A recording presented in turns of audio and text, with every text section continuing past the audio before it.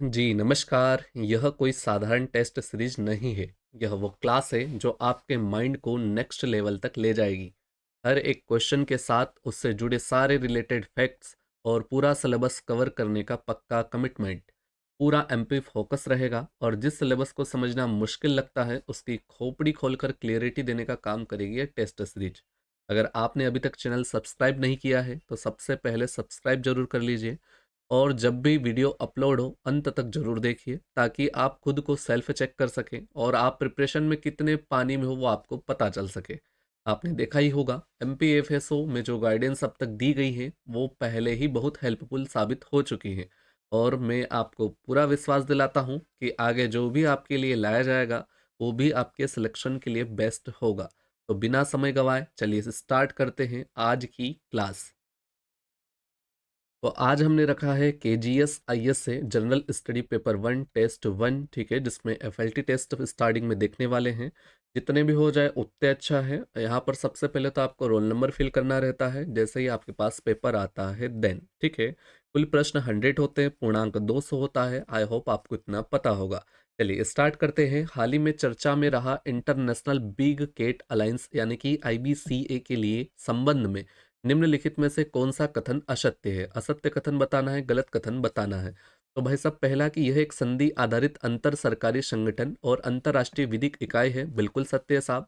इस पहल का मुख्य उद्देश्य बिग केट की 7 प्रमुख प्रजातियों का संरक्षण करना है जिनमें बाघ, शेर, तेंदुआ, हिम तेंदुआ, चीता, जगुआर और प्यूमा शामिल है। ठीक है, बिल्कुल सत्य है। इसका मुख्यालय स्विट्जरलैंड में स्थित है। ये कंफ्यूजन कर रहा है क्योंकि इसका मुख्यालय तो भारत देश में स्थित है। कहाँ पर है? भारत में। अगला देखते हैं, संयुक्त राष्ट्र के सभी सदस्य देश आईबीसीए के सदस्य बनने के पात्र है, इसलिए ऑप्शन नंबर सी, क्योंकि इसका मुख्यालय स्विट्जरलैंड में नहीं बल्कि भारत में है। अगला क्वेश्चन, निम्नलिखित में से किसे गुजरात में स्थित विश्व प्रसिद्ध शिक्षा एवं शोध का एक प्रमुख केंद्र माना जाता था? बताइए, तक्षशिला, नालंदा, वल्लभी या विक्रमशिला? इसमें से करेक्ट आंसर क्या होगा? तो इसका करेक्ट आंसर होता है option number C, Vallabhi. Vallabhi क्या होती है? तो वल्लभी विश्वविद्यालय एक प्रसिद्ध प्राचीन विश्वविद्यालय और बौद्ध शिक्षा का प्रमुख केंद्र थी, जो कि कहाँ पर आती है? तो गुजरात राज्य के अंतर्गत आती है। वल्लभी कहाँ पर पड़ती है? गुजरात में। ठीक है। यह विश्वविद्यालय 600 से 1200 ईसा पूर्व के बीच हीनयान के अध्ययन के लिए प्रसिद्ध था। यहाँ पर बौद्ध धर्म, तर्कशास्त्र, कानून, चिकित्सा सहित कई विषयों की शिक्षा दी जाती थी और इसकी स्थापना की गई थी मैत्रक वंश के द्वारा। ठीक है। वहीं पर अगर हम बात करें तक्षशिला क्या है, तो तक्षशिला प्राचीन भारत में गांधार देश की राजधानी और शिक्षा का प्रमुख केंद्र था। वर्तमान में पूछे तो कहाँ होता है? तो वर्तमान में होती है पाकिस्तान में। ठीक है, तक्षशिला विश्वविद्यालय वर्तमान में कहाँ पर है? पाकिस्तान में। नालंदा की बात करें तो नालंदा, जो कि प्राचीन भारत में उच्च शिक्षा का प्रमुख केंद्र था। ठीक है, और जिसकी स्थापना गुप्त शासक कुमारगुप्त के द्वारा की गई थी और यह वर्तमान में कहाँ पर आती है? तो वर्तमान में बिहार राज्य के अंतर्गत आती है। संस्थापक कौन था? कुमारगुप्त था। नालंदा विश्वविद्यालय के खंडहरों को वर्ष 2016 में यूनेस्को में शामिल किया गया है। ठीक है, और प्रधानमंत्री श्री नरेंद्र मोदी ने 19 जून 2024 को बिहार के राजगीर में नालंदा के प्राचीन खंडर स्थल के निकट एक अंतर्राष्ट्रीय विश्वविद्यालय नालंदा विश्वविद्यालय के नए परिसर का उद्घाटन भी किया है। वहीं पर अगर हम बात करें विक्रमशिला विश्वविद्यालय की, तो भारत का एक प्रसिद्ध शिक्षा केंद्र था जिसकी स्थापना धर्मपाल के द्वारा की गई थी और यह वर्तमान बिहार राज्य में स्थित है। ठीक है। अगर वहीं पर पूछे कि नालंदा के कौन थे, तो नालंदा के कुमारगुप्त थे। विक्रमशिला के कौन थे? तो विक्रमशिला के धर्मपाल थे। ठीक है, क्वेश्चन सारे यहीं पर करेक्ट होने चाहिए। सूची 1 से सूची 2 के साथ सुमेलित कीजिए तथा कूट की सहायता से सही उत्तर का चयन कीजिए। आइए चयन करते हैं। सूची 1, सूची 2, उपनिषद होता है और वेद होता है। उपनिषद होते हैं और वेद होते हैं। बताइए किसका क्या वेद है और क्या उपनिषद है, बताना है। कौशिकी किसका होता है भाई साहब? जो कौशिकी होता है वो होता है ऋग्वेद का। कौशिकी किसका होता है? ऋग्वेद का होता है। छांदोग्य की बात करेंगे तो छांदोग्य किसका होता है? सामवेद का होता है। कंठोपनिषद किसका होता है? तो जो कंठोपनिषद होता है वो होता है यजुर्वेद का। यजुर्वेद का क्या होता है? कंठोपनिषद होता है। और मुंडकोपनिषद क्या होता है? तो भाई साहब अथर्ववेद का होता है। उपनिषद होते क्या है? तो वो उपनिषद वेदों के दार्शनिक विवेचन करने वाले ग्रंथ है। ठीक है। वेदों का अंतिम भाग होने के कारण उपनिषद को क्या कहते हैं? वेदांत भी कहा जाता है। क्या कहा जाता है? वेदांत। वेदांत भी कहा जाता है। और इनकी संख्या टोटल कितनी मानी गई है? तो 108 उपनिषद होते हैं, 108। ऋग्वेद का उपनिषद कौशिकी, सामवेद का छांदोग्य, यजुर्वेद का कंठोपनिषद और अथर्ववेद का मुंडक उपनिषद है। आपसे क्वेश्चन है, सत्यमेव जयते किस किस उपनिषद के अंतर्गत लिया गया है बताना है, कमेंट कीजिएगा। निम्नलिखित में से किसे भारतीय पुरातत्व का जनक माना जाता है? विष्णु श्रीधर वाकणकर को, अलेक्जेंडर कनिंघम को, जॉन मार्शल को या जेम्स प्रिंसप को? बताइए इसका करेक्ट आंसर क्या होगा? तो इसका करेक्ट आंसर होता है option number B, Alexander Cunningham. Alexander Cunningham को भारतीय पुरातत्व का जनक माना जाता है क्योंकि भारत सरकार के पुरातात्विक सर्वेक्षणकर्ता के पद पर नियुक्त किया गया था। कब किया गया था? तो 1861 में, 1861 में। ठीक है। विष्णु श्रीधर वाकणकर कौन थे? तो विष्णु श्रीधर वाकणकर जिन्होंने 1957 में भीमबेटका, ठीक है, भीमबेटका गुफाओं की खोज की थी। जॉन मॉर्सल कौन थे? तो जॉन मॉर्सल एक अंग्रेज पुरातत्वविद थे जो 1902 से 1928 तक भारतीय पुरातत्व सर्वेक्षण के महानिर्देशक थे। उन्होंने सिंधु घाटी सभ्यता के दो मुख्य शहरों हड़प्पा और मोहनजोदड़ो की जो खुदाई करवाई थी वो थे जॉन मॉर्सल। अगर हम अगले की बात करें तो जेम्स प्रिंसेप 1837 में, ठीक है, 1837 में अशोक के शिलालेखों या अभिलेखों को पढ़ा था जेम्स प्रिंसेप ने। भारत के प्राचीन इतिहास के ज्ञाता माने जाते जेम्स प्रिंसेप। अगला क्वेश्चन देख लेते हैं। अगला क्वेश्चन, राष्ट्रीय भू स्थानिक ज्ञान आधारित शहरी आवास भूमि सर्वेक्षण यानी कि नक्शा पायलट कार्यक्रम का आधिकारिक शुभारंभ 18 फरवरी 2025 को मध्य प्रदेश के निम्नलिखित में से किस जिले में किया गया? रायसेन, इंदौर, भोपाल या जबलपुर? बताइए इसका कमेंट आंसर कीजिएगा। इसका करेक्ट आंसर होता है ऑप्शन नंबर ए, रायसेन जिले में। रायसेन जिले में नक्शा पायलट कार्यक्रम, ठीक है, 18 फरवरी 2025 को मध्य प्रदेश के रायसेन जिले से किया गया था। अगर वहीं पर बात करें कि नक्शा का फुल फॉर्म क्या होता है, तो नक्शा का फुल फॉर्म होता है national geospatial knowledge based land survey of urban habitations, ठीक है, दैट इज अ नक्शा। शामिल राज्य एवं केंद्र शासित प्रदेश, तो 26 राज्यों और 3 केंद्र शासित प्रदेश के 152 शहरी स्थानीय निकायों को शामिल किया गया है। नोडल एजेंसी की बात करें तो ग्रामीण विकास मंत्रालय का भूमि संसाधन विभाग है और वित्त पोषण केंद्र सरकार के द्वारा किया जाता है। लाभ क्या होगा? तो इसका लाभ ये होगा कि शहरी क्षेत्रों को व्यापक भूमि रिकॉर्ड प्रदान की जाएगी, नगरीकरण की सशक्तिकरण, शहरी नियोजन दक्षता में सुधार और भूमि संबंधी विवादों को कम करने में सहायक होगा। अगला क्वेश्चन देखते हैं। निम्नलिखित में से कौन सा कथन असत्य है? असत्य कथन बताना है। सिंधु घाटी सभ्यता का पतन नगर लोथल था। लोथल था या नहीं था भाई साहब? भाई साहब बताना है असत्य कथन। बिल्कुल था। सिंधु सभ्यता का महान स्नानागार मोहनजोदड़ो से प्राप्त होता है। बिल्कुल था। सिंधु घाटी सभ्यता के लोग लोहे से परिचित थे। यही कथन क्या है? असत्य है।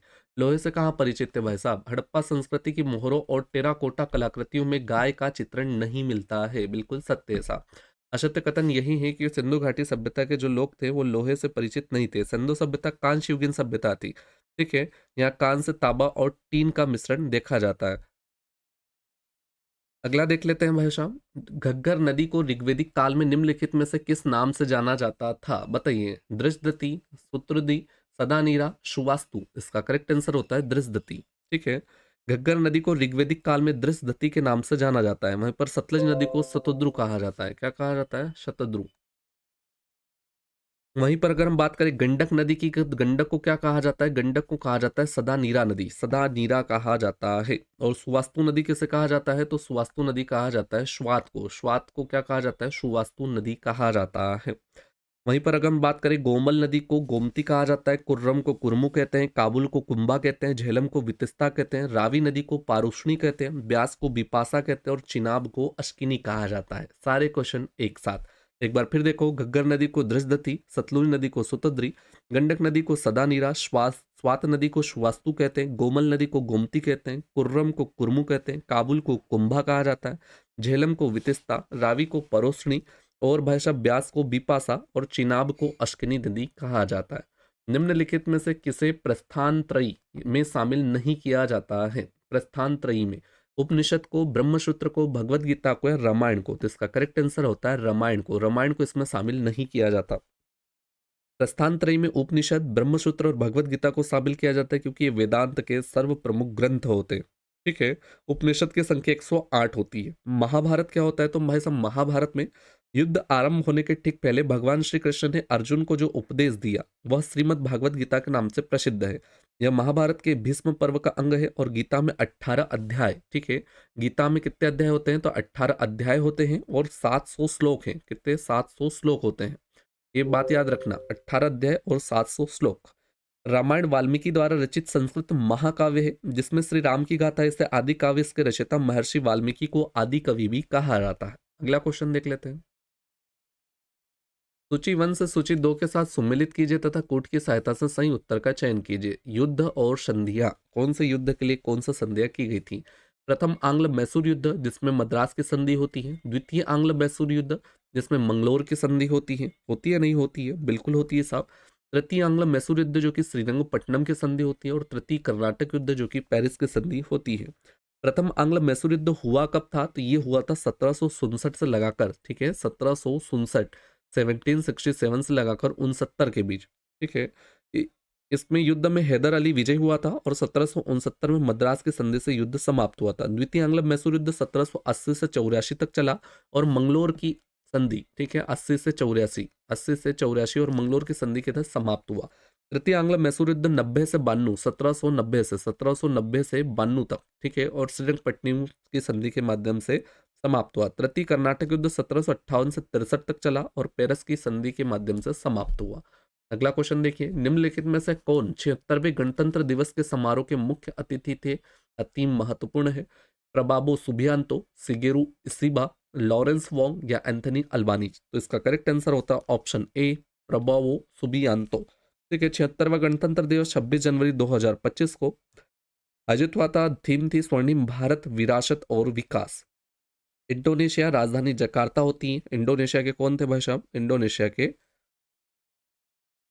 जकार्ता जावा के पश्चिमी तट पर स्थित होता है। नूसंतारा बोर्नियो द्वीप पर होता है। मुद्रा इंडोनेशिया रुपए होती है, ठीक है। जबकि यहाँ पर अगर बात करें सिगोरी इशिबा कौन थे, तो ये थे भाई साहब जापान के वर्तमान प्रधानमंत्री, ठीक है, वो इंडोनेशिया के थे। लॉरेंस वोंग कौन थे? तो लॉरेंस वोंग थे सिंगापुर के, कहाँ के? सिंगापुर के वर्तमान प्रधानमंत्री थे लॉरेंस वोंग। वहीं पर अगर बात की जाए कि एंथनी अल्बनीज कौन थे, तो एंथनी अल्बनीज थे ऑस्ट्रेलियाई प्रधानमंत्री, ठीक है, ऑस्ट्रेलिया के जो प्रधानमंत्री थे वो थे एंथनी अल्बनीज।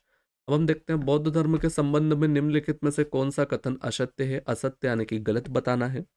तो बुद्ध की भूमि स्पर्श मुद्रा से तात्पर्य उनके तप की सुचिता और निरंतरता को बनाए रखना है। चैत्य की पूजा स्थल तथा विहार को भिक्षुओं का आवास स्थल माना जाता है।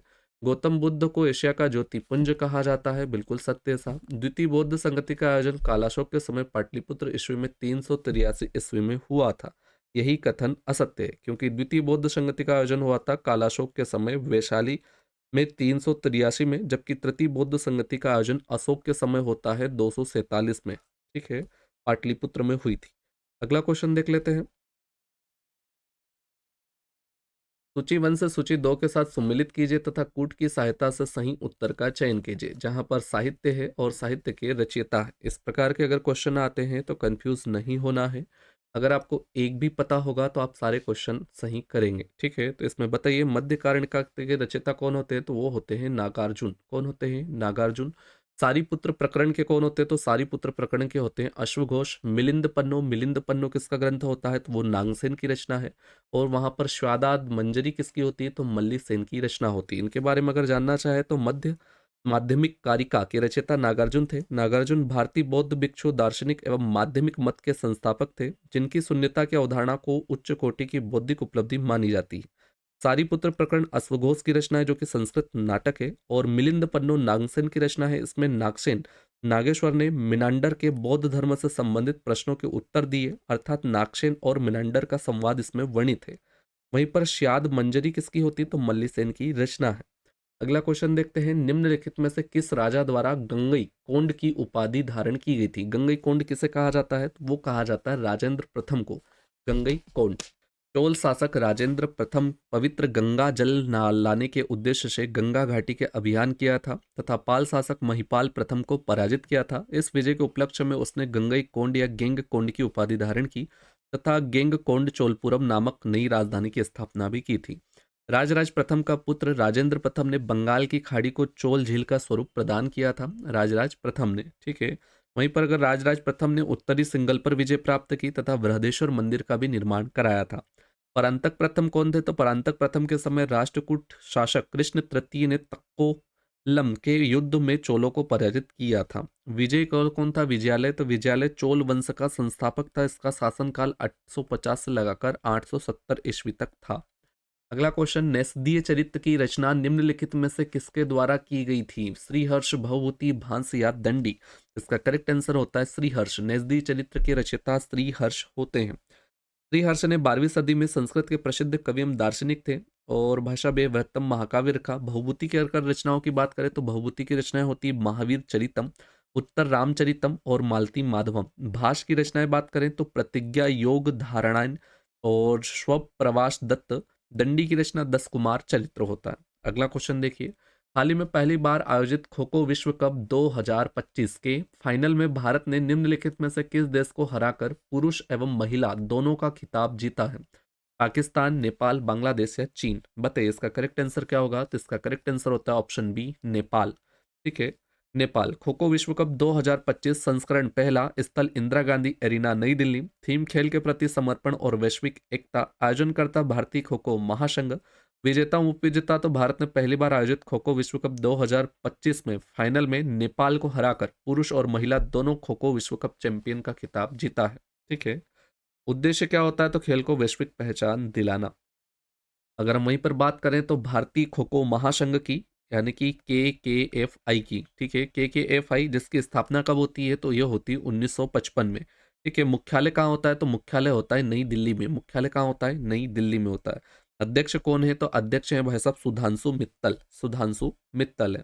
अगला क्वेश्चन देखते हैं, निम्नलिखित में से कौन सा कथन सत्य है? बताना है। गृहस्थ आश्रम में मनुष्यों द्वारा मनुष्य को 5 महायज्ञ का अनुष्ठान करना पड़ता है। गृहस्थ आश्रम में बिल्कुल करना पड़ता है। वेद वेदांग पढ़ने वाला अध्यापक उपाध्याय कहलाता था, बिल्कुल साहब। तत्पद ब्राह्मण में कृषि की चारों क्रियाओं यानी कि जुताई, बुआई, कटाई तथा मड़ई आदि का उल्लेख मिलता है, बिल्कुल मिलता है। और त्रिवर्ग में धर्म, अर्थ, काम, पुरुषार्थ को शामिल किया गया है, त्रिवर्ग होते हैं। गृह सूत्रों में 16 प्रकार के संस्कारों को उल्लेख मिलता है, बिल्कुल मिलता है। और स्मृति ग्रंथों में 8 प्रकार के विवाहों का उल्लेख किया गया है। ठीक है, इसमें सभी कथन सत्य है। ठीक है, बिल्कुल मोस्ट एमपी क्वेश्चन है। गृहस्थ आश्रम में मनुष्य को 5 महायज्ञ का अनुष्ठान करना पड़ता था। वेद वेदांग पढ़ने वाला अध्यापक उपाध्याय कहलाता था। सतपथ ब्राह्मण में कृषि की चारों क्रियाओं में जुताई, बुआई, कटाई और मड़ई आती है। त्रिवर्ग में धर्म, अर्थ, काम आता है। गृह सूत्र में 16 प्रकार के संस्कारों का उल्लेख किया गया है और स्मृति ग्रंथों में 8 प्रकार के विवाहों का उल्लेख मिलता है। ठीक है, अगर हम बात कर लें कि भाई साहब 5 महायज्ञ कौन कौन से हैं वो बता दो तो बिल्कुल अच्छी बात होता है। तो इसमें ब्रह्म यज्ञ, देव यज्ञ, भूत यज्ञ, पितृ यज्ञ और मनुष्य यज्ञ, ये 5 यज्ञ होते हैं। अगर वहीं पर हम बात करें वेद 4 होते हैं तो वेद 4 ऋग्वेद, यजुर्वेद, सामवेद और अथर्ववेद होते हैं, जिनके वेदांग 6 होते हैं, शिक्षा, कल्प, व्याकरण, निरुक्त, छंद और ज्योतिष। सतपथ ब्राह्मण में कृषि की चारों क्रियाओं का उल्लेख मिलता है। ठीक है, ये बात अभी आपको बताई। और सतपथ ब्राह्मण में पुनर्जन्म के सिद्धांत का उल्लेख भी मिलता है। त्रिवर्ग में धर्म, अर्थ, काम, पुरुषार्थ को शामिल किया गया है, जबकि पुरुषार्थों की संख्या 4 है, धर्म, अर्थ, काम और मोक्ष। गृह सूत्रों में 16 प्रकार के संस्कारों का उल्लेख मिलता है। ये कौन कौन से होते हैं? तो ये होते हैं गर्भाधान, पुंसवन, सीमोन्तनयन, जात कर्म, नामकरण, निष्क्रमण, अन्नपाशन, चूड़ाकर्म, कर्णवेद, विद्यारंभ, उपनयन, वेदारंभ, कशांत, समावर्तन, विवाह और अंत्येष्टि। स्मृति ग्रंथों में कितने? तो 8 प्रकार के विवाहों को उल्लेख मिलता है। कितने? 8 प्रकारों का। ये कौन कौन से होते हैं? तो ये ब्रह्म विवाह हुआ, ब्रह्म विवाह होता है, देव विवाह होता है, आर्ष विवाह होता है, आर्ष विवाह होता है, प्रजापत्य विवाह होता है, प्रजापत्य प्रजापत्य विवाह होता है, गंधर्व विवाह होता है, गंधर्व विवाह होता है, असुर विवाह होता है, राक्षस होता है और पैशाच विवाह होता है। ठीक है, 8 प्रकार के विवाहों की बात की गई है। अगला क्वेश्चन देखते हैं, निम्नलिखित में से किसे शैव धर्म से संबंधित माना जाता है? नैनार को, अलवार को, आजीवक को या शाक्त को? तो इसका करेक्ट आंसर होता है नैनार। नैनार शैव धर्म से संबंधित माने जाते हैं।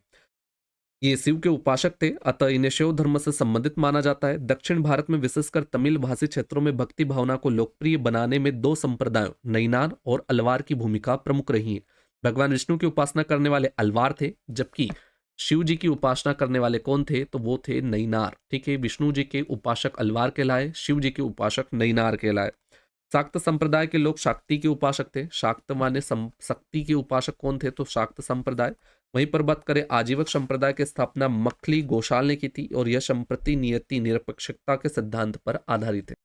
निम्नलिखित में से किस दर्शन में तर्क और प्रमाण के प्रयोग का महत्व प्रतिपादित हुआ है? तो वो दर्शन कौन सा है? तो इसका करेक्ट आंसर होता है न्याय दर्शन। न्याय दर्शन में तर्क और प्रमाण के प्रयोग न्याय दर्शन होता है, न्याय दर्शन में तर्क और प्रमाण के प्रयोग का महत्व प्रतिपादित किया गया है। न्याय दर्शन के अगर प्रवर्तक की बात करें तो प्रवर्तक कौन थे, तो महर्षि गौतम।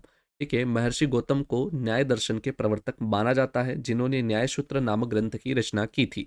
वहीं पर अगर सांख्य दर्शन की बात करें, सांख्य दर्शन के प्रवर्तक कौन होते हैं, तो कपिल मुनि। कपिल मुनि के द्वारा सांख्य दर्शन दिया गया था। ठीक है, वहीं पर अगर बात करें वैशेषिक दर्शन की, तो वैशेषिक दर्शन के प्रवर्तक होते हैं महर्षि कणाद। कौन होते हैं भाई साहब, महर्षि कणाद। एक साथ चार फैक्ट होना जरूरी है। वेदांत दर्शन के कौन होते हैं, तो वेदांत दर्शन को उत्तर मीमांसा के नाम से भी जाना जाता है और इसके प्रवर्तक होते हैं वादरायण। कौन होते हैं, वादरायण होते हैं। ठीक है, वादरायण को ब्रह्मसूत्र वेदांत दर्शन का मूल ग्रंथ भी माना जाता है। अगला क्वेश्चन देखते हैं 19। जैन धर्म से संबंधित निम्नलिखित कथनों पर विचार किया जाए। विचार करते हैं, संतरा प्रथा जैन धर्म से संबंधित है। स्थूल बाहु, ठीक है, स्थूल बाहु के नेतृत्व में दक्षिण भारत में जैन धर्म का प्रचार हुआ। देखेंगे, संवर निर्जरा अवस्था जैन धर्म से संबंधित है। ठीक है, बताइए। तो इसका करेक्ट आंसर होता है 1 और 3। सही उत्तर क्या है, 1 और 3 है। तो संतरा प्रथा जैन धर्म से संबंधित, ये बात सत्य है। इस पे समाधि मरण या संलेखना प्रथा के नाम से भी जाना जाता है संथारा को। इसमें जीवन के अंतिम समय में मृत्यु को निकट जानकर स्वेच्छा से खाना पीना त्याग दिया जाता है। मगध में भीषण दुर्भिक्ष अकाल पड़ने के कारण जैन संघ के भद्रबाहु अपने अनुयायियों को लेकर दक्षिण में चले गए थे, जबकि स्थूल बाहु नहीं, भद्र बाहु। इसलिए क्या होता है, 2 नंबर वाला गलत चला गया। ठीक है, अगला क्वेश्चन देखते हैं भाई साहब। हाल ही में प्रक्षेपित भारतीय अंतरिक्ष अनुसंधान संगठन इसरो के 100 यानी कि 100वें सफल मिशन के संबंध में निम्नलिखित में से कौन सा कथन सत्य नहीं है। इसे 29 जनवरी 2025 को लॉन्च किया गया था नहीं किया गया था, बिल्कुल किया गया था। इसे GSLV F-15 रॉकेट से प्रक्षेपित किया गया। इसमें NVS-02 नेविगेशन उपग्रह को उसकी निर्धारित कक्षा में स्थापित किया गया है। इसे विक्रम साराभाई अंतरिक्ष केंद्र तिरुवनंतपुरम से लॉन्च किया गया। यह कथन सत्य नहीं है। ठीक है, विक्रम साराभाई से नहीं किया गया था। कहाँ से किया गया था, तो भाई साहब 29 जनवरी 2025 को इसरो ने श्री हरिकोटा के सतीश धवन के अंतरिक्ष केंद्र से अपना 100वां मिशन, कहाँ से भाई साहब, सतीश धवन अंतरिक्ष केंद्र श्री हरिकोटा से लॉन्च किया है।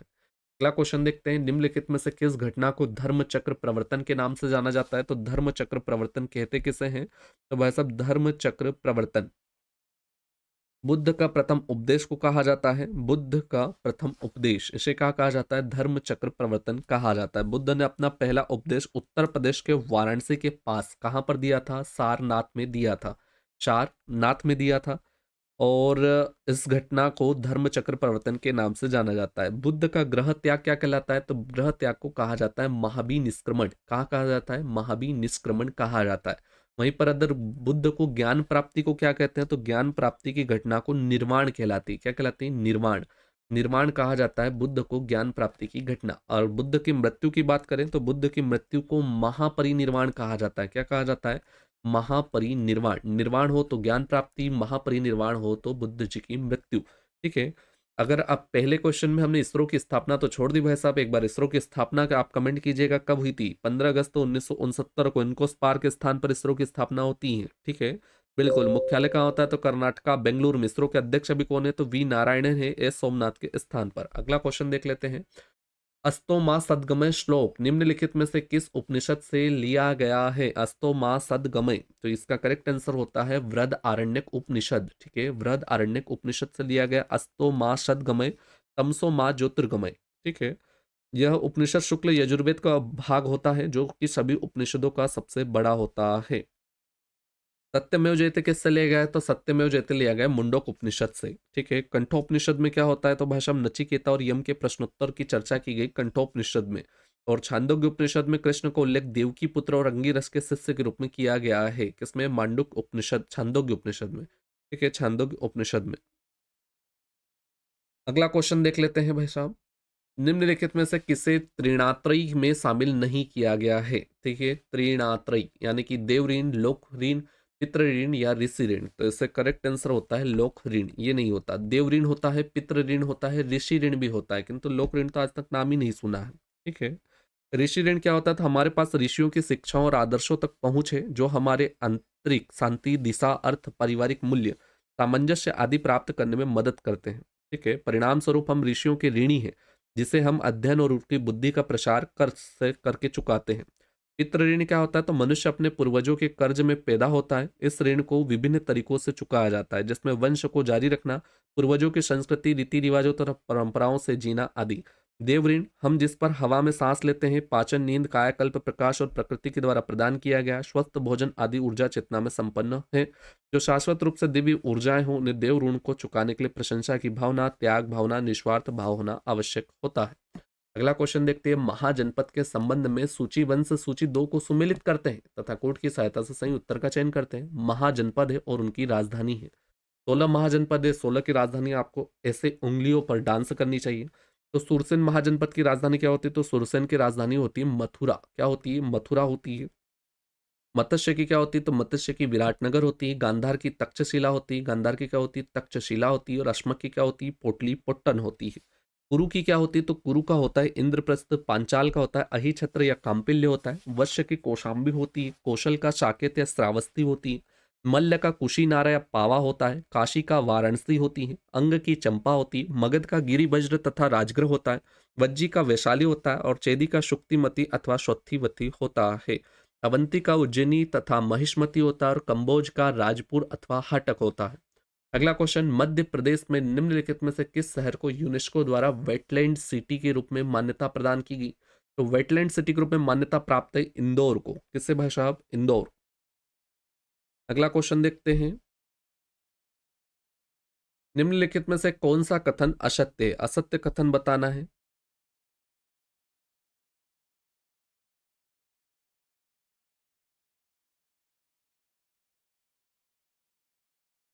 बुंदेलखंड का प्राचीन नाम जेजाक भुक्ति था। बिल्कुल था, नहीं था साहब? बिल्कुल था। बुंदेलखंड का प्राचीन नाम जेजाक भुक्ति। गुर्जर प्रतिहार शासक मिहिर भोज ने आदि वराह की उपाधि धारण की थी। सेन वंश के शासक लक्ष्मण सेन ने लक्ष्मण संवत की शुरुआत की थी। और मध्यकालीन भारत में शब्द अरघटा बंधुआ मजदूर को निरूपित करता है। यही क्या है? असत्य है। Option number D. मध्यकालीन भारत में शब्द अरघटा भूमि की सिंचाई के लिए प्रयुक्त जल चक्र को निरूपित करता है, न कि बंधुआ मजदूर को करता है। ठीक है, अगला क्वेश्चन देखिए। अर्थ और काम का संबंध निम्नलिखित में से किस आश्रम व्यवस्था से होता है? बताइए। तो इसका करेक्ट आंसर होता है गृहस्थ से। अर्थ और काम। पुरुषार्थ शब्दों दो शब्दों से बना होता है, पुरुष प्लस अर्थ। पुरुष का अर्थ है विवेकशील प्राणी, अर्थात मनुष्य का अर्थ है तात्पर्य लक्ष्य से है। विवेकशील प्राणी के लक्ष्य को पुरुषार्थ कहा जाता है। मनुष्य के जीवन के 4 लक्ष्य होते हैं, धर्म, अर्थ, काम और मोक्ष। परम पुरुषार्थ मोक्ष को कहा जाता है। चारों आश्रम व्यवस्था में 4 पुरुषार्थ को साधा जाता है। अगला क्वेश्चन देखते हैं। निम्नलिखित में से किसे वेदांग का भाग नहीं माना जाता? शिक्षा, व्याकरण, निरुक्त और अकल्प। अकल्प को नहीं माना जाता। अकल्प क्या होता है? कल्प होता है। 6 होते हैं। शिक्षा, कल्प, व्याकरण, निरुक्त, छंद, ज्योतिष शामिल है। पुराणों के रचयिता लोमहर्ष तथा उनके पुत्र उग्रश्रवा को माना जाता है। पुराणों के रचयिता किससे माना जाता है? तो लोमहर्ष को तथा उनके पुत्र उग्रश्रवा को। और पुराणों की अगर संख्या की बात करें कितनी होती है, तो 18 पुराण होते हैं। ठीक है, 18 पुराण होते हैं। रामायण की रचना महर्षि वाल्मीकि जी ने की थी। महाभारत की रचना महर्षि वेदव्यास जी के द्वारा की गई थी। वेदों की संख्या 4 ऋग्वेद, यजुर्वेद, सामवेद, अथर्ववेद होते हैं। प्रत्येक वेद को 4 प्रभागों में वर्गीकृत किया जाता है, जैसे संहिता, ब्राह्मण, आरण्यक और उपनिषद कहा जाता है। अगला क्वेश्चन। निम्नलिखित में से कौन सा युग्म सही सुमेलित है? विरूपाक्ष मंदिर। विरूपाक्ष मंदिर कहाँ होता है भाई साहब? तो विरूपाक्ष मंदिर होता है हम्पी कर्नाटका में। कामाख्या मंदिर नीलांचल हिल गुवाहाटी असम में होता है। मोस्ट एमपी मंदिर है कामाख्या मंदिर। क्वेश्चन यहाँ से इस बार एमपीपीएससी द्वारा पूछा जाना तय है। ठीक है। दशावतार मंदिर देवगढ़ उत्तर प्रदेश में होता है। पार्वती मंदिर नचना कुठार मध्य प्रदेश में होता है। पार्वती मंदिर नचना कुठार मध्य प्रदेश, इसलिए करेक्ट आंसर क्या होगा? Option number D. आइए, विरूपाक्ष मंदिर मध्य प्रदेश का मध्य कर्नाटका के हम्पी में स्थित है, जो 7वीं शताब्दी में निर्मित एक प्राचीन शिव मंदिर है। भगवान विरूपाक्ष जिन्हें पंपापति भी कहा जाता है, इस मंदिर के मुख्य देवता हैं। विरूपाक्ष मंदिर का निर्माण विजयनगर शैली की वास्तुकला में किया गया है, जिसका निर्माण शासक देवराय तृतीय था। कौन था शासक? शासक पूछे तो कौन था? देवराय। देवराय तृतीय, देवराय थर्ड, देवराय थर्ड, देवराय तृतीय था। ठीक है भाषा। 1986 में हम्पी को विश्व धरोहर स्थल में स्थापित किया गया है। कामाख्या मंदिर असम, जहां से क्वेश्चन इस बार पूछना तय है। क्यों? क्योंकि बताएंगे वो भी। गुवाहाटी में नीलांचल पहाड़ियों पर स्थित कामाख्या मंदिर 51 शक्तिपीठों में से एक आती है। अंबुबाची मेला देवी कामाख्या की प्रजनन क्षमता का प्रतीक होता है। मंदिर में कोई मूर्ति नहीं है। देवी कामाख्या को सिद्ध उबजिका के रूप में भी जाना जाता है। इनकी पहचान काली और महात्रिपुर सुंदरी के रूप में भी की जाती है। इस मेले को पूर्व के महाकुंभ के रूप में भी जाना जाता है क्योंकि ये दुनिया भर के लाखों भक्तों को आकर्षित करता है। दशावतार मंदिर जो कि 6ठी शताब्दी में बना एक हिंदू मंदिर जो उत्तर प्रदेश के ललितपुर जिले के देवगढ़ में स्थित है, और पार्वती मंदिर नचना कुठार मध्य प्रदेश में स्थित है। अगला क्वेश्चन देखिएगा, हाल ही में निम्नलिखित में से किसे टाइम पत्रिका द्वारा वुमन ऑफ द ईयर 2025 से सम्मानित किया गया है? टेस्ट सीरीज तो आधे घंटे में भी कंप्लीट होती है, किंतु एक फैक्ट के साथ 4 फैक्ट पढ़ाना हमारी आदत है। नीता अंबानी, निर्मला सीतारमण, पूर्णिमा देवी बर्मन या सावित्री जिंदल? इसका करेक्ट आंसर होता है ऑप्शन सी, पूर्णिमा देवी बर्मन। पूर्णिमा देवी बर्मन है, ठीक है। अगला क्वेश्चन, दूसरी बौद्ध संगति की अध्यक्षता निम्नलिखित में से किसके द्वारा की गई थी? बताइए, दूसरी बौद्ध संगति किसके द्वारा की गई थी? तो उसका करेक्ट आंसर होता है ऑप्शन ए, सबाकामी। सबाकामी। दूसरी बौद्ध संगति होती कब है? तो 383 ईसा पूर्व में होती है, राजा कालाशोक के संरक्षण में होती है, बिहार के गांव वैशाली में आयोजित किया जाता है। अध्यक्ष कौन होता है? सबाकामी। महाकश्यप ने प्रथम बौद्ध संगति का किया था? फर्स्ट कब होती है? 483 ईसा पूर्व में, ठीक है। अजात शत्रु के संरक्षण में प्रथम बौद्ध संगति का आयोजन होता है। मोगलीपुत्र तीसरे ने थर्ड बौद्ध संगति की अध्यक्षता की थी, ठीक है, और इसका आयोजन पाटलिपुत्र में किया गया था, न कि वैशाली में। सम्राट अशोक के संरक्षण में आयोजित हुआ था, और वसुमित्र ने चतुर्थ बौद्ध संगति की अध्यक्षता की थी। अगला क्वेश्चन देख लेते हैं, निम्नलिखित में से किस वंश के शासकों द्वारा महाबलीपुरम के रथ मंदिरों का निर्माण करवाया गया था? बताइए भाई साहब, इसका करेक्ट आंसर क्या होगा? पल्लव वंश, चोल वंश, पांड्य वंश या राष्ट्रकूट वंश? तो इसका करेक्ट आंसर होता है पल्लव वंश के द्वारा। महाबलीपुरम के रथ मंदिरों का निर्माण पल्लव द्वारा किया गया था। पल्लव राजा कौन थे? नरसिंह वर्मन प्रथम, ठीक है, नरसिंह वर्मन प्रथम के द्वारा, नरसिंह वर्मन प्रथम के द्वारा करवाया गया था। कब किया गया था? 8वीं शताब्दी में। महाबलीपुरम के रथ मंदिरों का नाम महाभारत के पांडवों और द्रौपदी के नाम पर रखा गया है। धर्मराज रथ सबसे बड़ा और द्रौपदी रथ सबसे छोटा रथ है। महाबलीपुरम या मामल्लपुरम तमिलनाडु राज्य में स्थित है, और 1984 में इन्हें यूनेस्को की विश्व विरासत सूची में शामिल किया गया है। निम्नलिखित में से किस वेद को वेदत्रयी में शामिल नहीं किया जाता है? इसका करेक्ट आंसर होता है अथर्ववेद। अथर्ववेद को वेदत्रयी में शामिल नहीं किया जाता। ऋग्वेद, यजुर्वेद और सामवेद तीन ही है। अथर्ववेद सबसे बाद का वेद होता है, लास्ट का वेद होता है, इसलिए से वेदत्रयी में शामिल नहीं किया जाता, ठीक है। ऋग्वेद सबसे प्राचीनतम वेद, इसमें 10 मंडल, 1028 सूक्त और 10,462 ऋचाओं का उल्लेख मिलता है। गोपत ब्राह्मण का संबंध अथर्ववेद से होता है। सतपथ ब्राह्मण शुक्ल यजुर्वेद से संबंधित है, ठीक है। वेदों की संख्या 4 है, तो आपको बता कर थक गए हैं। अगला क्वेश्चन देख लिए, निम्नलिखित में से कौन सा कथन असत्य है? असत्य कथन बताना है भाई साहब, बताइए। बिंदुसार बिंदुसार ने सीरिया के शासक एंटीओकस से मीठी मदिरा और सूखे अंजीर तथा दार्शनिक की मांग की थी। बिल्कुल सत्य है। अशोक के अभिलेखों में रज्जुक नामक अधिकारी का उल्लेख मिलता है? नहीं मिलता है रज्जुक नामक अधिकारी का उल्लेख? तो बिल्कुल मिलता है। मानसेरम शाहबाजगढ़ी अभिलेखों की लिपि ब्राह्मी है। ब्राह्मी नहीं है भाई साहब, ये खरोष्टी लिपि है। कौन सी लिपि है? खरोष्टी लिपि, इसलिए क्या होगा? गलत होगा। और कौटिल्य के अर्थशास्त्र में राज्य के सप्तांग की चर्चा की गई है? बिल्कुल की गई है साहब, सप्तांग मिलता है।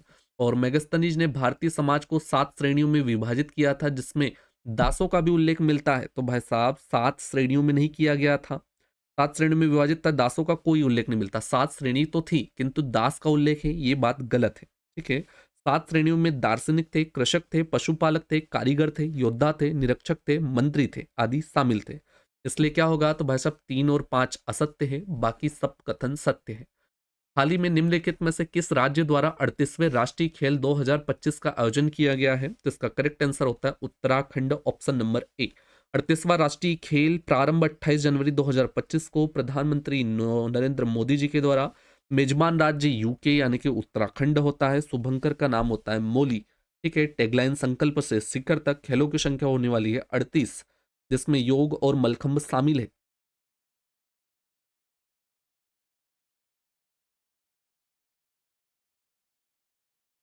37वां राष्ट्रीय खेल कहाँ होता है? तो वर्ष 2023 में होता है, मेजबान राज्य गोवा होता है। अगला देख लेते हैं, अंगुत्तर निकाय का संबंध निम्नलिखित में से किस पिटक से होता है? अंगुत्तर निकाय, विनय पिटक, अभिधम्म पिटक, सूत पिटक, इनमें से कोई नहीं, तो सूत पिटक, ऑप्शन नंबर सी।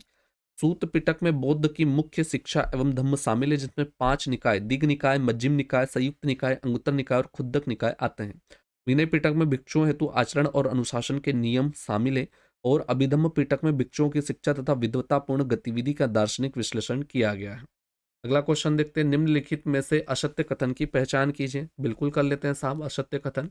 त्रिकोणीय संघर्ष राष्ट्रकूट, गुर्जर प्रतिहार तथा पाल शासकों के बीच हुआ था। बिल्कुल साहब, तीन तीन युद्ध हुए थे, त्रिकोणीय संघर्ष हुआ था, तीनों राजा इधर उधर से आकर लड़े थे, राष्ट्रकूट, गुर्जर प्रतिहार और पाल शासक। गुप्त काल में ताम्र लिप्ति एक प्रमुख बंदरगाह था जो कि बंगाल में स्थित था। बिल्कुल था। और गुप्त कालीन स्वर्ण मुद्राओं को दीनार कहा जाता था। बिल्कुल कहते थे। प्राचीन भारत में भूमि कर को बिदक भागम कहा जाता था। ये बात असत्य है। क्या कहते थे भाई साहब? ऑप्शन नंबर 4 कथन असत्य है। बिदक भागम नहीं कहा जाता था भाई साहब। प्राचीन भारत में भूमि कर को उदंग या उद्रंग कहा जाता था। क्या कहा जाता था? उद्रंग, उद्रंग।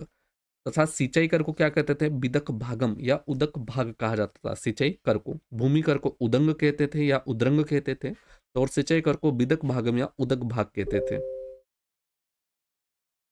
गुप्तकालीन स्वर्ण मुद्राओं को दिनार कहते थे, जबकि चांदी के सिक्कों को रुपयक कहा जाता था। क्या कहते थे? रुपयक।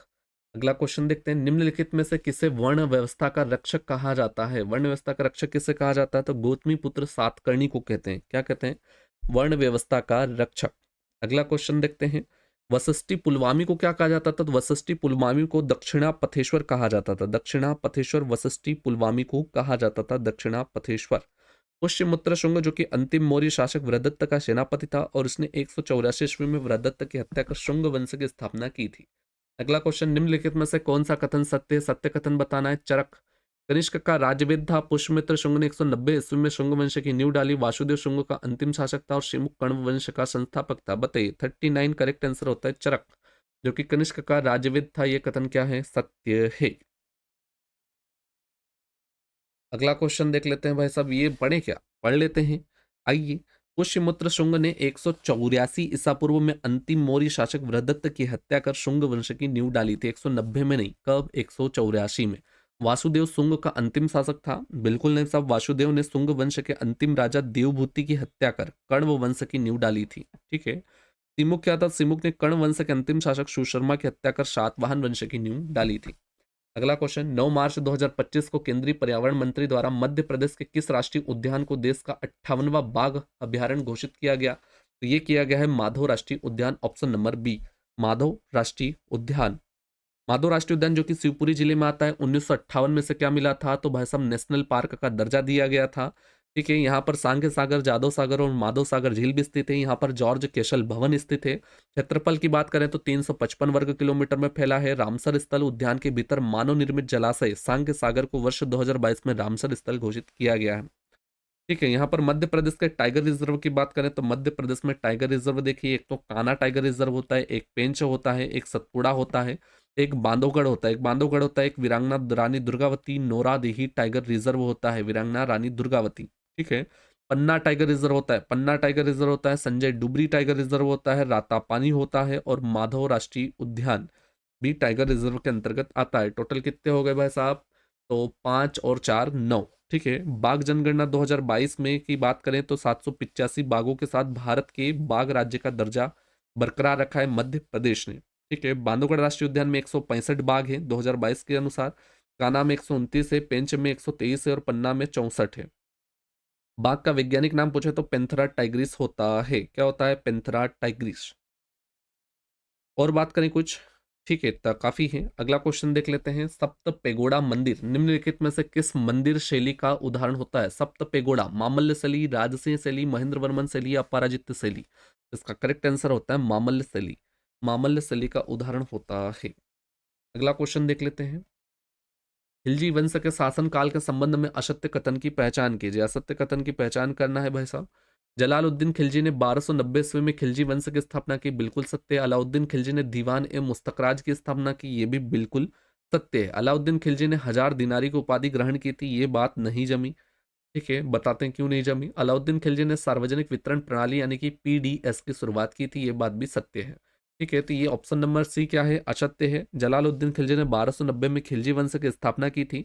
अलाउद्दीन खिलजी ने दीवान मुस्तकराज की स्थापना की थी। मालिक काफूर को 1000 दिनारी के नाम से जाना जाता था, न कि अलाउद्दीन खिलजी को।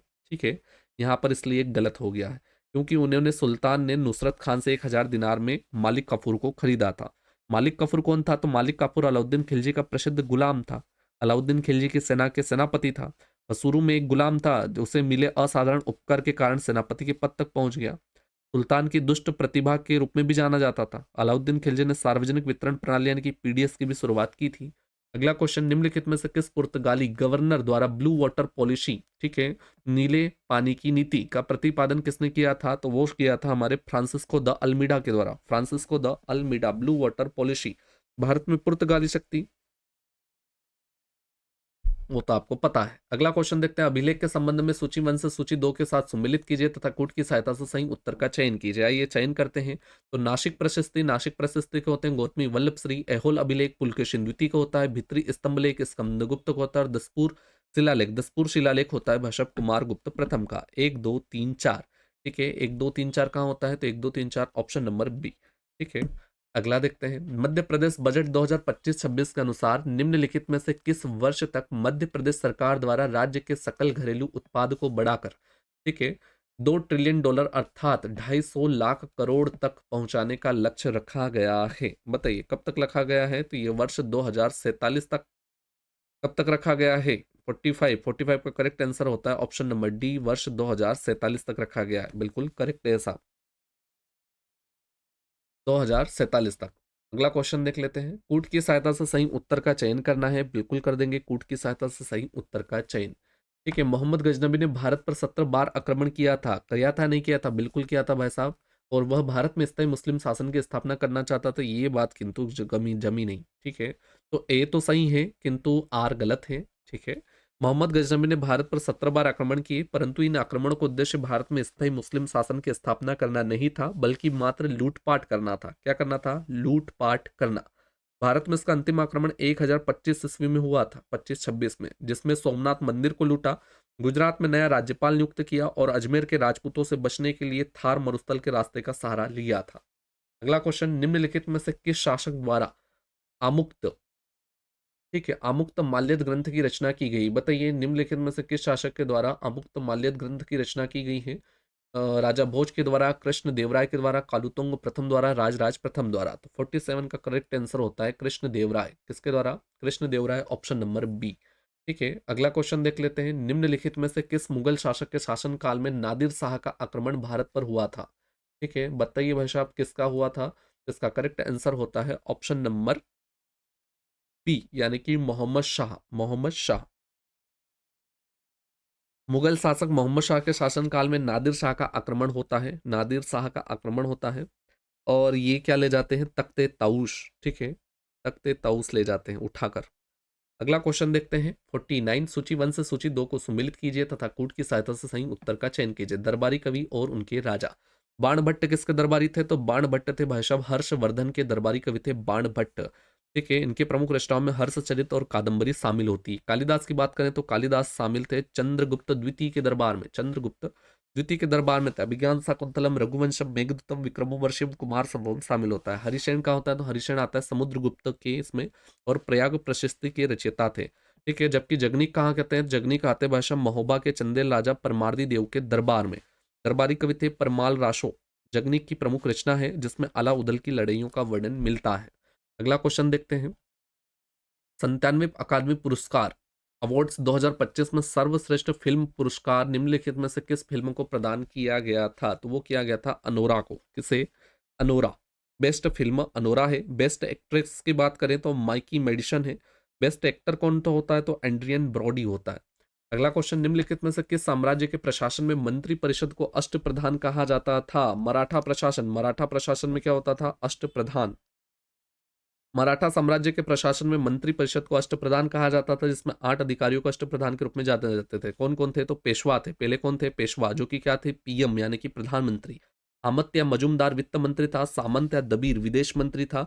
वाक्यान्विस गृह मंत्री था। सचिव शाही आदेशों को तैयार करना। सरे नौबत सेनापति, प्रधान सेनापति, साम्राज्य की सेना और रक्षा का प्रबंधन, न्यायाधीश, मुख्य सेनाधीश और पंडित राव उच्च पुजारी हुआ करते थे, ठीक है। परिषद का गठन 1674 में छत्रपति शिवाजी ने किया था।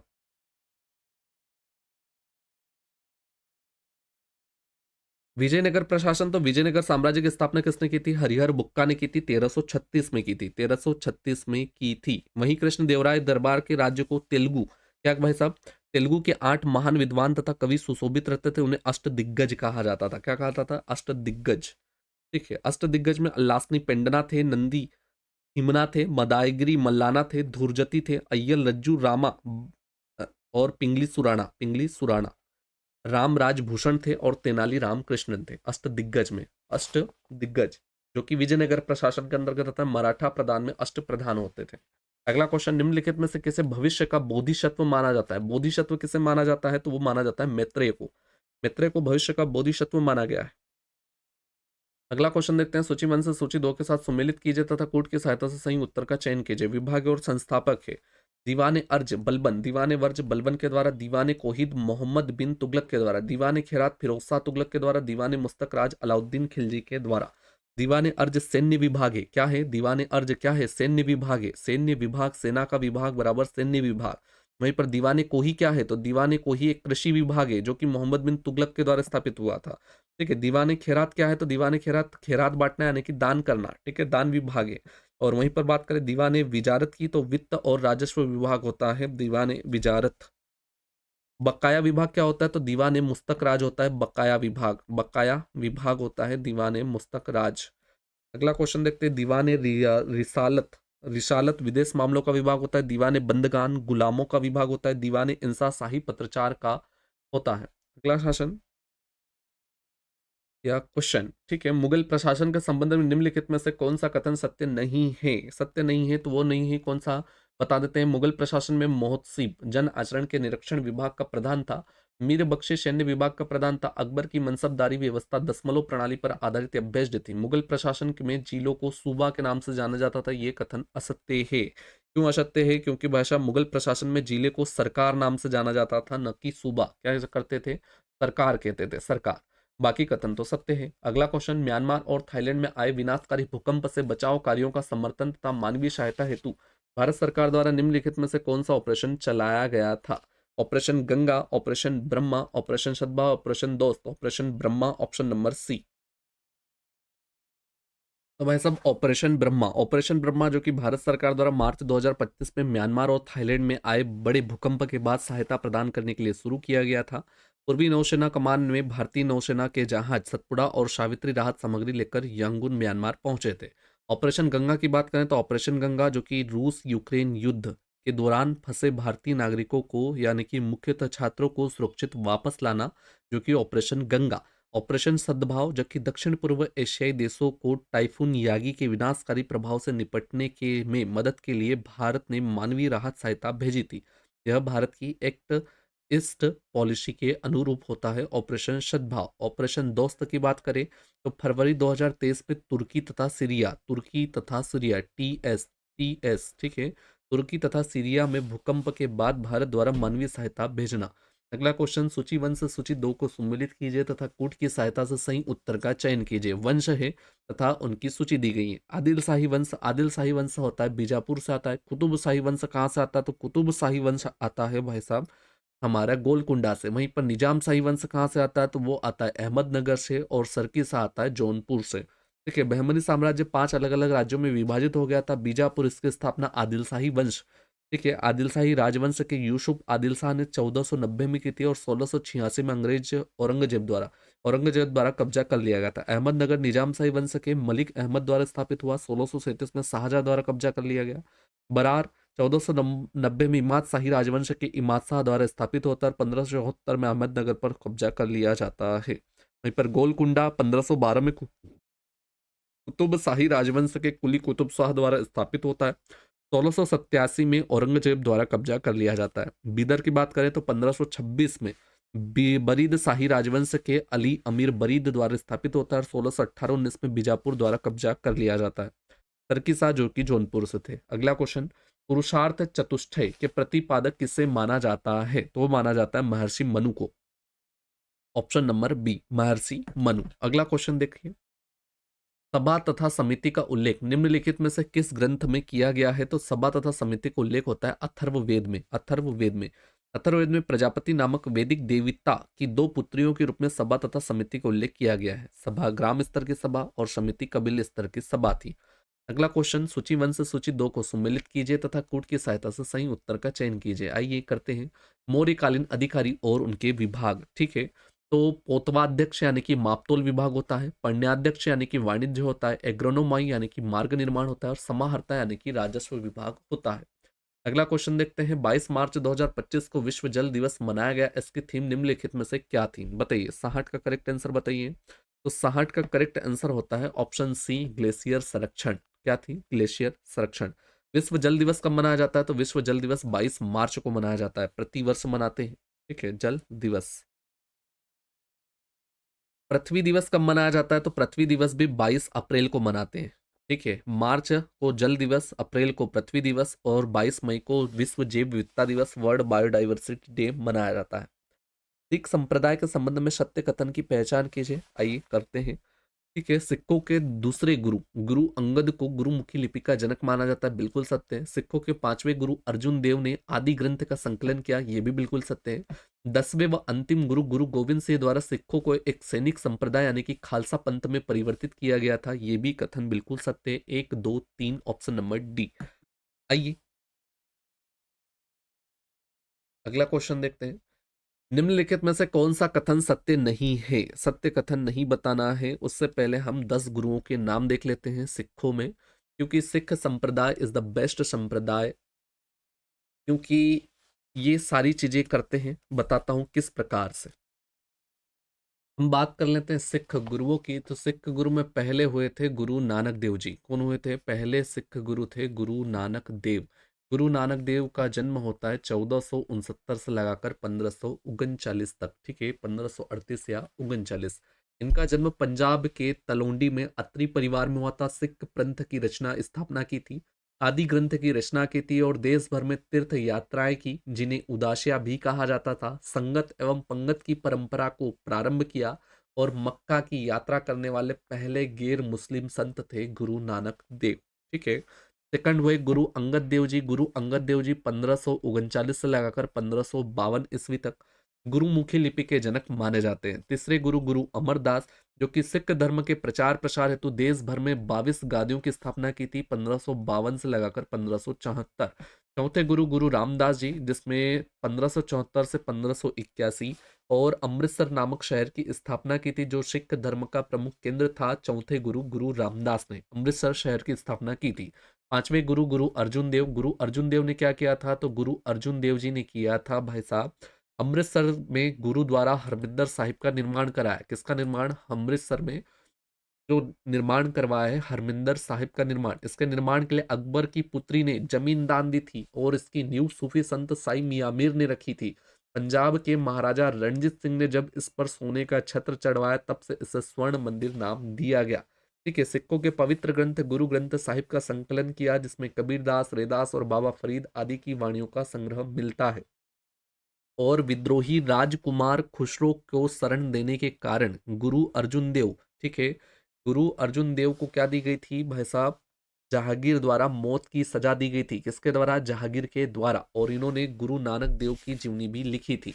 अगले गुरु आते हैं छठे गुरु गुरु हरगोविंद सिंह। गुरु हरगोविंद सिंह, जिन्हें दाता बंदी छोड़ कहा जाता है, इन्होंने अकाल तख्त की स्थापना की थी। अकाल तख्त की स्थापना की थी, सिखों को लड़ाकू जातियों में बदला, उन्हें शस्त्र धारण करने की शिक्षा दी, इन्होंने सैन्य धारण करने की शिक्षा दी और उन्होंने स्वयं दो तलवार, इनके पास दो तलवार थी जिनका नाम था मीरी और पीरी, ठीक है। गुरु हर राय मुगलों के उत्तराधिकार युद्ध में भाग लिया था। गुरु हर राय, जो कि सातवें थे, 1644 से 1661।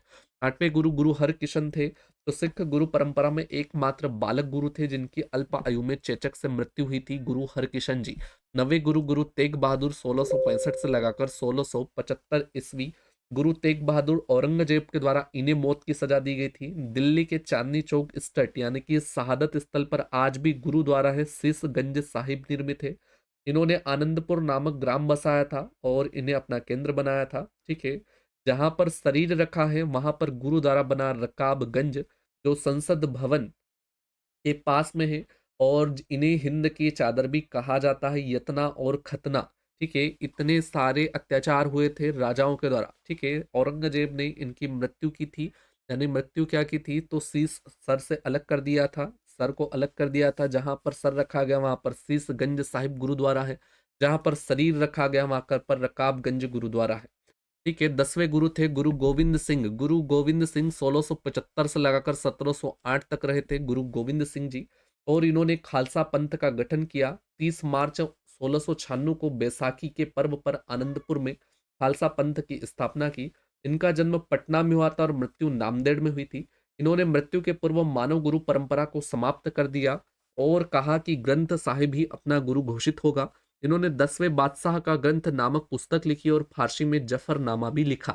ठीक है, इनका कहना था, एक कथन था कि आज्ञा भई अकाल की, सुनिश्चित कियो है पंथ, सब सिखन को हुकुम है गुरु मान्यो ग्रंथ। जबकि गुरु गोविंद सिंह का नारा था कि चिड़िया से बाज लड़ावा, गीदड़ को मैं शेर बनावा, 1.25 लाख से एक लड़ावा, तभी गुरु गोविंद सिंह नाम कहावा। ठीक है, ये था हमारे सिख के 10 गुरु। अगला क्वेश्चन देखते हैं। निम्नलिखित में से कौन सा कथन सत्य नहीं है? भगवान महावीर को कैवल्य की प्राप्ति साल वृक्ष के नीचे हुई, ये कथन सत्य है या नहीं है? भगवान महावीर को पारावापुरी नामक स्थान पर पूर्ण निर्वाण या मृत्यु प्राप्त हुई।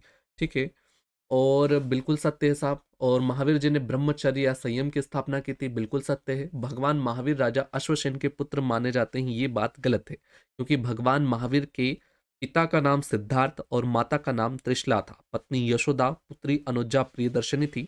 जन्म 599 ईस्वी में इक्ष्वाकु वंश में हुआ था। मृत्यु 527 ईसा पूर्व में हुई।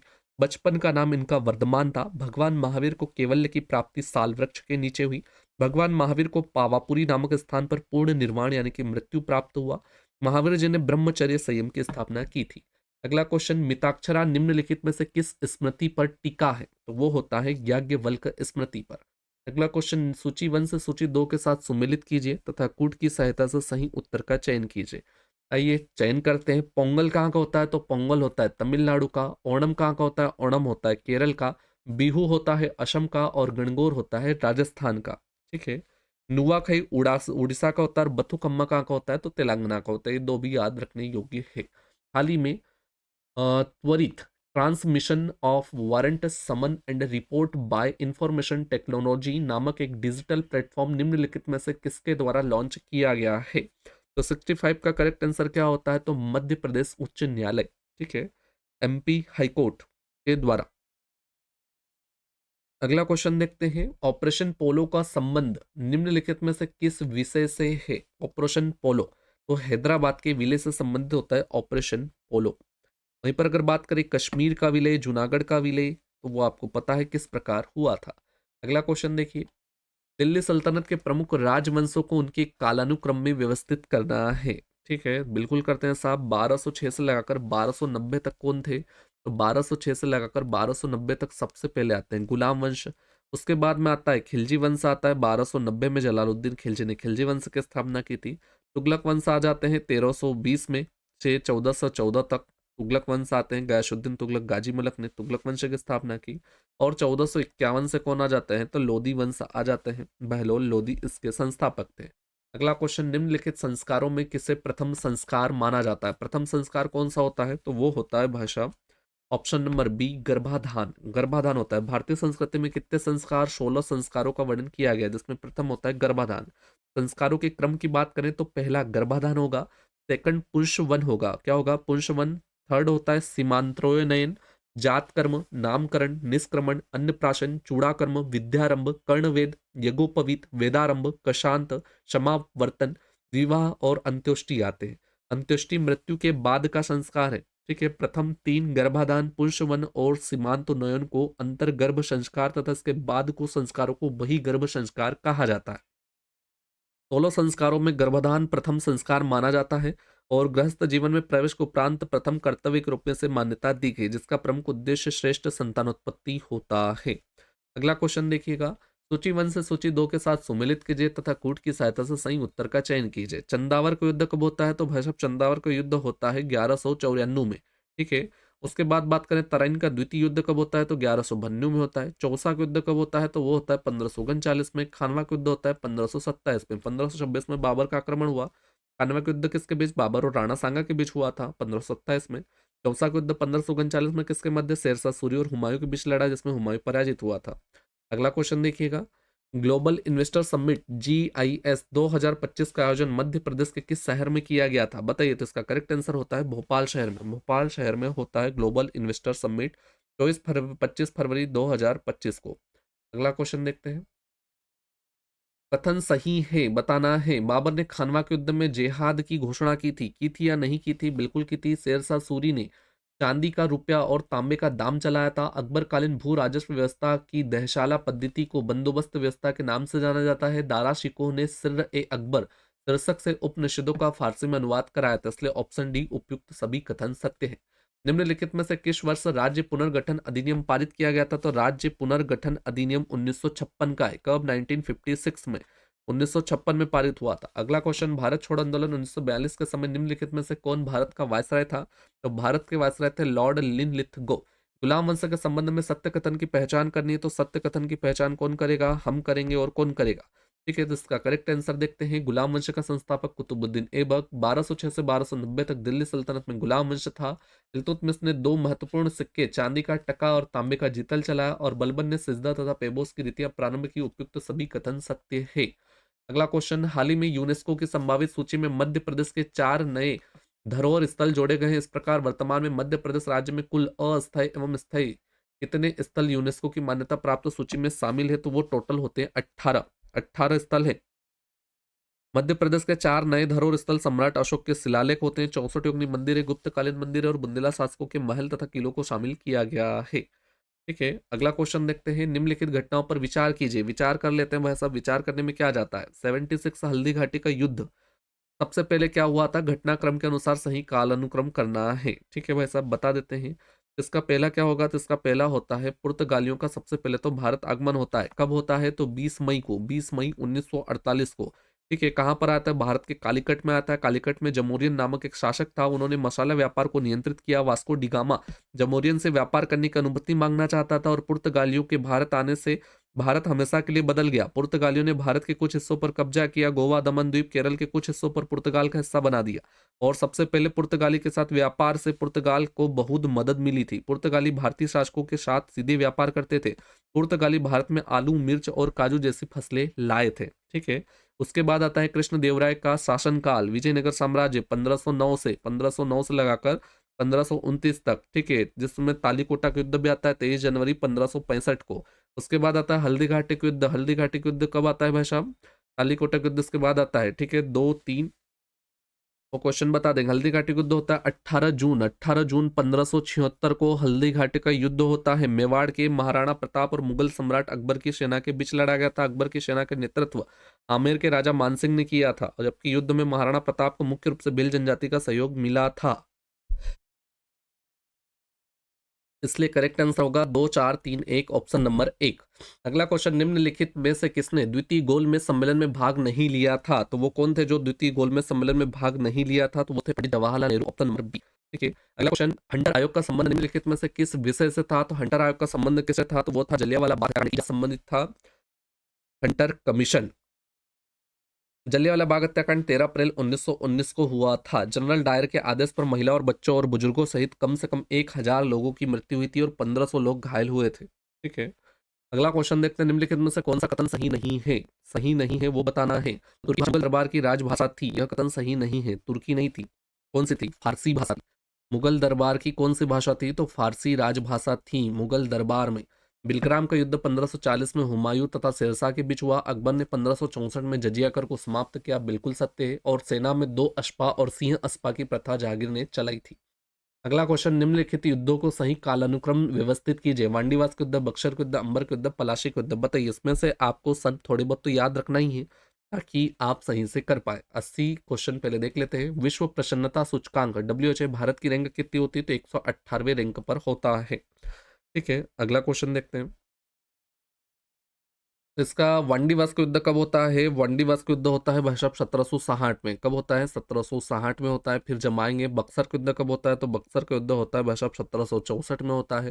वहीं पर अंबर के युद्ध की बात करें तो 1749 में होता है। वहीं पर पलासी के युद्ध की बात करें तो ये होता है 1757 में होता है। तो जमाएंगे तो कैसे? 3 4 1 2, 3 4 1 2। ठीक है, 3 4 1 और 2। ठीक है, अगला क्वेश्चन देखते हैं, निम्नलिखित में से किस राज्य को डलहौजी के व्यवगत सिद्धांत के तहत सर्वप्रथम विलय किया गया था? तो 82 का करेक्ट आंसर क्या होता है? तो 82 का करेक्ट आंसर होता है ऑप्शन बी, सतारा। सतारा को डलहौजी के व्यवगत सिद्धांत के तहत सर्वप्रथम विलय किया गया था। अगला क्वेश्चन, भारत के औपनिवेशिक काल में अधोमुखी निस्यंद सिद्धांत निम्नलिखित में से किस विषय क्षेत्र से संबंधित होता है? तो वो होता है शिक्षा से संबंधित है। अगला क्वेश्चन, निम्नलिखित में से कौन सा युग्म गलत है? नील विद्रोह, नील विद्रोह, अहोम विद्रोह, सन्यासी विद्रोह, कौन सा है? तो अहोम विद्रोह देख लेते हैं। नील विद्रोह 1859 से 60 ईस्वी में होता है, क्या होता है ये पढ़ना है। सन्यासी विद्रोह 1763 से 1800 ईस्वी में होता है। पावना विद्रोह 1873 से 76 में होता है, जबकि ओम विद्रोह 1853-54 में नहीं हुआ था, जबकि 1828 से लगाकर 1830 में हुआ था। असम के व्योम वर्ग के लोगों ने कंपनी पर बर्मा युद्ध के दौरान किए गए वचनों को पूरा न करने का दोषारोपण किया था। अंग्रेज व्योम प्रदेश को भी अपने प्रदेश में सम्मिलित करने के प्रयास कर रहे थे। परिणाम स्वरूप व्योम लोगों ने गोमधर कुंवर को अपना राजा घोषित किया था और फिर लड़ाई चालू कर दी। नील विद्रोह तो भाई साहब पहले ही बताया, 1859 से 60 में। जो आपको पढ़ना है सारे, मोपला विद्रोह 1921 में होता है, एक आंदोलन 1921 में होता है, उलगुलान होता है बिरसा मुंडा के शासनकाल में। अगला क्वेश्चन देखिए, स्वच्छ भारत मिशन शहरी के तहत भारत का पहला सार्वजनिक निजी भागीदारी यानी कि PPP green waste processing plant किस शहर में स्थापित किया गया था? तो वो किया गया था इंदौर, ऑप्शन नंबर बी। निम्नलिखित में से किसे किन्हें रैयतवाड़ी व्यवस्था से संबंधित माना जाता है? रैयतवाड़ी व्यवस्था से कौन संबंधित होते हैं? तो भाई साहब वो होते हैं अलेक्जेंडर रीड और टॉम्स मनुरो। ठीक है, अलेक्जेंडर रीड और टॉम्स मनुरो, ये दो होते हैं। 1820 में आई थी। रेतवाड़ी व्यवस्था तीन होती है, रेतवाड़ी व्यवस्था होती है, स्थायी बंदोबस्त व्यवस्था होती है और महलवाड़ी व्यवस्था होती है। ठीक है, तो रेतवाड़ी व्यवस्था जो कि कितने पर? तो 51% भाग पर थी। ठीक है, स्थायी बंदोबस्त की बात करें तो स्थायी बंदोबस्त कितने परसेंट पर थी? तो कम पर थी। और महलवाड़ी, महल का तात्पर्य गांव से होता है कि गांव के मुखिया के साथ सरकार का लगान वसूली समझौता होता था। महलवाड़ी बंदोबस्त व्यवस्था उसे कहा जाता था। महालवाड़ी कितने पर? महालवाड़ी 30% पर थी। महालवाड़ी कितने पर थी? 30% पर था। अगला क्वेश्चन, महात्मा गांधी के संबंध में असत्य कथन की पहचान कीजिए। आइए पहचान करते हैं। महात्मा गांधी को दक्षिण अफ्रीका के पीटर मारिट्सबर्ग रेलवे स्टेशन पर 3 बार फेंक दिया गया था। बिल्कुल सत्य। महात्मा गांधी द्वारा दक्षिण अफ्रीका में द इंडियन ओपिनियन नामक समाचार पत्र का प्रकाशन किया गया था, यह भी बिल्कुल सत्य है। फिनिक्स फॉर्म की स्थापना साबरमती आश्रम में की गई थी, ये कथन क्या है? असत्य है। दक्षिण अफ्रीका में हुई थी। कहां पर हुई थी? दक्षिण अफ्रीका में। जनवरी 1915 में दक्षिण अफ्रीका से भारत वापस लौटे थे। अगला क्वेश्चन, 9 अगस्त 2021 को काकोरी कांड का नाम बदलकर काकोरी ट्रेन एक्शन कर दिया गया था। निम्नलिखित में से किस क्रांतिकारी का संबंध काकोरी ट्रेन एक्शन से नहीं था? तो 88 का करेक्ट आंसर होता है श्याम प्रसाद बिस्मिल का था, अशफाक उल्लाह खां का था और केशव चक्रवर्ती का भी था। 9 अगस्त 1925 को हुआ था, लखनऊ के पास काकोरी नामक गांव में। ब्रिटिश राज के खिलाफ भारतीय स्वतंत्रता आंदोलन के क्रांतिकारियों के द्वारा किया गया था। 9 अगस्त 2021 को काकोरी कांड का नाम बदलकर काकोरी ट्रेन एक्शन कर दिया गया था। अगला क्वेश्चन देखते हैं, 1857 की क्रांति के संबंध में सूची 1 से सूची 2 के साथ सुमेलित कीजिए तथा कूट की सहायता से सही उत्तर का चयन कीजिए। ये चयन कर लेते हैं भाई साहब। चयन से होगा, चयन ऐसा होगा कि अजीमुल्ला, उनका कार्य क्षेत्र कौन सा था? तो अजीमुल्ला का कार्य क्षेत्र कानपुर था। बेगम हजरत महल लखनऊ से, दिल्ली से और कुंवर सिंह जगदीशपुर से आते हैं। बात खत्म। अगला क्वेश्चन, हाल ही में चर्चा में रहा चागोस द्वीप समूह विवाद निम्नलिखित में से किन दो देशों के बीच तनाव का कारण रहा है? तो वो होता है मॉरिशस और United Kingdom, option number C, UK के बीच। मॉरिशस और यूके के बीच है चागोस द्वीप। अगला क्वेश्चन देखते हैं, निम्नलिखित में से किसने अपोवाह विकास सिद्धांत यानी कि ड्रेन थ्योरी का प्रतिपादन किया था? दादा भाई नौरोजी। दादा भाई नौरोजी भारत के ग्रैंड ओल्ड मैन के नाम से धन निष्कासन का सिद्धांत प्रतिपादित किया था। ठीक है, अगला क्वेश्चन देखते हैं, बहिष्कृत हितकारिणी सभा का गठन निम्नलिखित में से किसके द्वारा किया गया था? तो 92 का करेक्ट आंसर होता है भीमराव अंबेडकर के द्वारा। हितकारिणी सभा का गठन होता है भीमराव अंबेडकर, भारतीय संविधान निर्माताओं में से एक थे। अगला क्वेश्चन, सूची 1 से सूची 2 को सम्मिलित कीजिए तथा कूट की सहायता से सही उत्तर का चयन करना है। समाचार पत्रक और प्रकाशक। ठीक है, लीडर हिंदुस्तान और अभ्युदय किसके होते हैं? तो मदन मोहन मालवीय के होते हैं। अल हिलाल किसका होता है? तो अल हिलाल मौलाना आजाद द्वारा संपादित समाचार पत्र है। राजा राम मोहन राय द्वारा संवाद कौमुदी होता है, संवाद कौमुदी होता है। और कॉमनवेल एनी बिसेंट का होता है, कॉमनवेल और न्यू इंडिया। भारतीय पुनर्जागरण के जनक किसे कहा जाता है? तो राजा राम मोहन राय को कहा जाता है। अगला क्वेश्चन देखते हैं, असत्य कथन बताना है। प्रथम फैक्ट्री अधिनियम 1881 में लॉर्ड रिपन के काल में आया था, बिल्कुल सत्य। वर्नाकुलर प्रेस एक्ट 1778 में लॉर्ड लिटन के काल में आया था, ये भी बात बिल्कुल सत्य। वर्नाकुलर प्रेस एक्ट 1857 की क्रांति लॉर्ड डलहौजी के समय की, ये बात असत्य है। क्योंकि 1857 के समय कौन थे, तो लॉर्ड कैनिंग थे, न कि लॉर्ड डलहौजी। ठीक है। विधवा पुनर्विवाह अधिनियम 1856 लॉर्ड कैनिंग के समय पारित हुआ था। अगर ये कथन सत्य है तो ये बिल्कुल गलत हो गया। हम चर्चा में मत्स्य 6000 का संबंध निम्नलिखित में से किस विषय से है? ठीक है, तो इसका विषय बताना है, बिल्कुल बताइए। तो इसका विषय होता है पनडुब्बी। पनडुब्बी, मत्स्य 6000 पनडुब्बी से संबंधित होता है। अगला, भारतीय राष्ट्रीय कांग्रेस के अधिवेशन के संबंध में निम्नलिखित में से कौन सा युग्म सम्मिलित नहीं है? सम्मिलित नहीं है तो वो बताना है। लखनऊ अधिवेशन 1916 में होता है, अंबिका चरण मजुमदार मजुमदार इसके अध्यक्ष होते हैं। गया अधिवेशन 1922, कोलकाता अधिवेशन 1876 नौरोजी, और सूरत अधिवेशन 1907।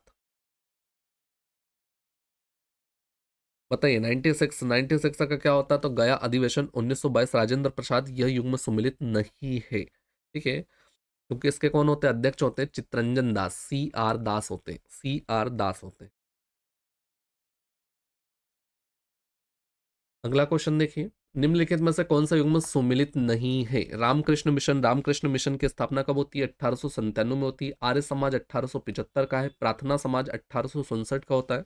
और सत्य शोधक समाज किसका होता है? तो ये 1876 का नहीं होता, 1873 का होता है सत्य शोधक समाज, इसलिए ऑप्शन नंबर डी। ठीक है, ये गलत है। ज्योतिबा फुले ने 24 सितंबर 1873 को पुणे में महाराष्ट्र में सत्य शोधक समाज की स्थापना की थी। रामकृष्ण मिशन 1897 में रामकृष्ण परमहंस के परम शिष्य स्वामी विवेकानंद के द्वारा की गई थी। मुख्यालय कोलकाता के निकट वेल्लूर मठ में है।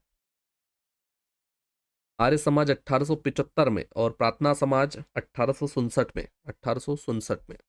अगला क्वेश्चन देखते हैं, निम्नलिखित में से किस कानून को बिना वकील, बिना अपील और बिना दलील का कानून कहते हैं? तो वो कहा जाता है रोलेट एक्ट 1919। कब आया था? 1919 को। इंडियन आर्म्स एक्ट कब आया था? तो इंडियन आर्म्स एक्ट आया था 1878 में, 1878। पिट्स इंडिया एक्ट कब का आया था? तो 1784 का आया था। और प्रेस एक्ट कब आया था, जिसमें वर्नाकुलर प्रेस एक्ट 1878, 1878 में आया था, 1878 में। अगला, निम्नलिखित में से कौन सा कथन सत्य है? सत्य कथन बताना है। आइए सत्य कथन बताते हैं। राजा राम मोहन राय द्वारा 1815 में आत्मीय सभा की स्थापना की गई थी, बिल्कुल की गई थी। स्वामी दयानंद सरस्वती को मूल शंकर के नाम से भी जाना जाता है, बिल्कुल जाना जाता है। गुलामगिरी रचना के रचयिता ज्योतिबा फुले को माना जाता है, बिल्कुल माना जाता है। और गोपाल कृष्ण गोखले ने वर्ष 1905 में सर्वेंट्स ऑफ इंडिया सोसाइटी की स्थापना की थी, इसलिए करेक्ट आंसर होगा 1, 2, 3, 4, ऑप्शन नंबर डी।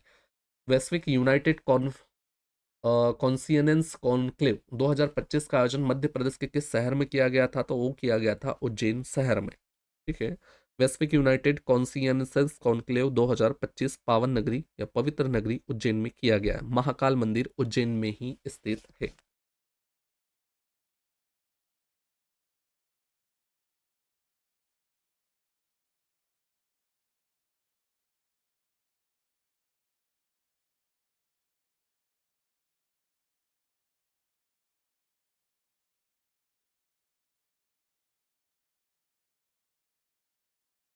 तो दोस्तों, आज की क्लास यहीं समाप्त करते हैं। जो प्रश्न आज कराए गए हैं उनका रिवीजन जरूर करें और अपने आंसर की फैक्चुअल एक्यूरेसी खुद जांचें। अगली क्लास में इस सिलेबस का वो हिस्सा लिया जाएगा जहां से एमपीपीएससी लगातार प्रश्न पूछता रहा है, इसलिए प्रिपरेशन को कंटिन्यूटी में रखें, क्लास मिस न करें और टेस्ट को सीरियसली अटेम्प्ट करें। अगर आपने अभी तक चैनल सब्सक्राइब नहीं किया है तो सब्सक्राइब जरूर कर लीजिए, ताकि कोई भी इंपॉर्टेंट क्लास छूट ना जाए। अगली क्लास में मिलते हैं, तब तक के लिए जय हिंद, जय भारत।